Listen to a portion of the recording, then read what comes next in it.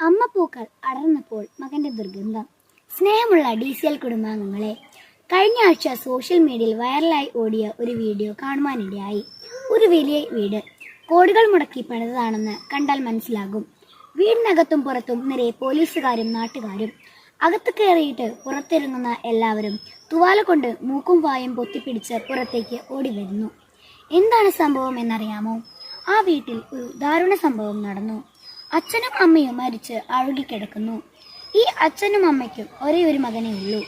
വാർഷിക വരുമാനം 1 കോടി വരും എന്നാണ് കേട്ടത്. എന്നാലും 2 ജീവിതങ്ങൾ സമ്പൂർണമായി സമർപ്പിച്ച വളർത്തിയ പുന്നാര മകൻ മരണനേരത്ത് പുതയ്ക്കാൻ മാതാപിതാക്കൾക്ക് 1 കോടി മുണ്ട് പോലും കൊടുത്തില്ല. സ്വന്തം കാര്യം സെറ്റായപ്പോൾ അവൻ സ്വന്തം മാതാപിതാക്കളെ മറന്നുപോയി.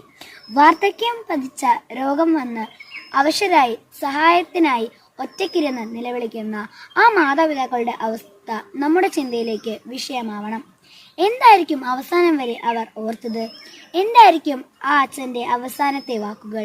മരിച്ചു കിടക്കുന്ന ആ പാവമച്ഛൻ്റെ ശരീരം പുഴുവരിക്കുന്നത് കണ്ടുകൊണ്ട് മകനെ വിളിച്ച് കരഞ്ഞു കരഞ്ഞ് മരിച്ചു വീഴുന്ന ഒരമ്മ.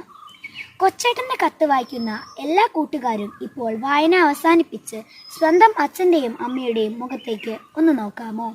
ആ മുഖത്ത് സ്നേഹത്തോടെ ഒരു ചക്കരയമ്മ കൊടുക്കാമോ?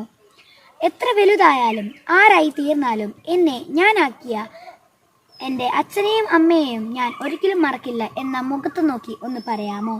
പ്രിയ കൂട്ടുകാരെ, ഈ ഒരു കാലം ഉപഭോഗ സംസ്കാരത്തിൻ്റെ രാക്ഷസവാഴ്ചക്കാലമാണ്. ഉപയോഗമില്ലാത്തതിനെ ഉപേക്ഷിക്കാനുള്ള പ്രലോഭനങ്ങളിൽ അടിമപ്പെടുന്നവരുടെ കാലഘട്ടമാണ്.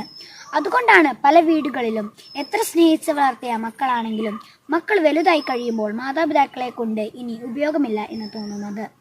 നല്ല മക്കൾ മാതാപിതാക്കളെ മറക്കില്ല. എത്ര അസൗകര്യമുണ്ടായാലും എത്ര നഷ്ടങ്ങൾ ഉണ്ടായാലും മാതാപിതാക്കൾ ഏറ്റവും വലിയ സമ്പാദ്യം എന്ന് പറയാനുള്ള ധൈര്യവും ബോധവും നല്ല മക്കളുടെ സമ്പാദ്യമാണ്.